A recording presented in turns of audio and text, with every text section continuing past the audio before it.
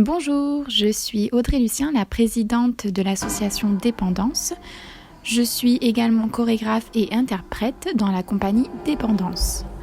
Pour Mars au musée, j'ai co-réalisé une pièce de 15 minutes avec deux de mes danseuses, Aude Pinault et Marine Sala. Notre pièce se déroule au musée Terra Amata et c'est à travers le mouvement, nos costumes et la musique choisie que nous retraçons l'évolution de la femme. Fil rouge de Mars au musée 2020.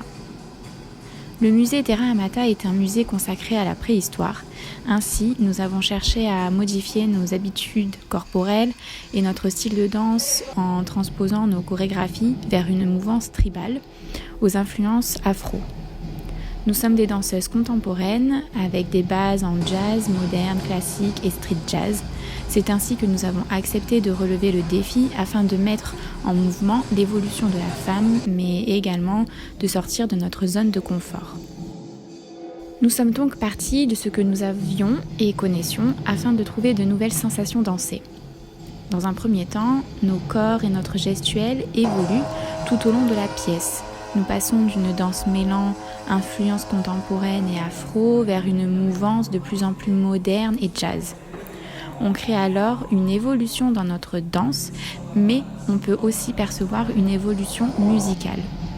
Nous passons d'un rythme plutôt tribal à une musique chamane pour terminer avec un son plutôt pop et actuel, mais toujours avec cette constante influence afro.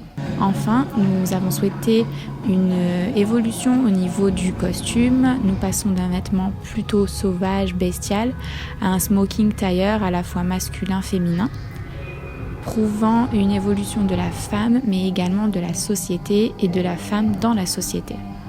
Ainsi, vous pouvez observer nos répétitions et une répétition qui s'est également tenue dans le musée même. Une fois une base chorégraphique mise en place, c'est en arrivant dans l'espace de performance qui est le musée Terra Amata qu'il faut s'approprier, s'imprégner du lieu. Il faut s'adapter à l'espace, ce qui a modifié notre création et celle-ci pourrait encore se modifier avec un public dans le musée. Ainsi, grâce à ce que le musée a à offrir, nous pouvons jouer à la fois entre les estrades reliées à la terre, rappelant quels étaient les devoirs de la femme préhistorique, mais aussi avec le coin faisant référence au feu et à l'habitat préhistorique. Enfin, pour montrer l'évolution de la femme, nous pensions utiliser l'œuvre de l'artiste Charlotte Prengues-Cessac. Ce sont des prises d'escalade faites de roches et silex en tout genre. Gravir ce mur, c'est comme élever la femme au sein de la société. Voilà comment nous souhaitions représenter la femme actuelle, avec cette dernière image de soutien, de force et de la femme qui a su s'élever durant l'évolution de notre histoire, de la préhistoire à nos jours.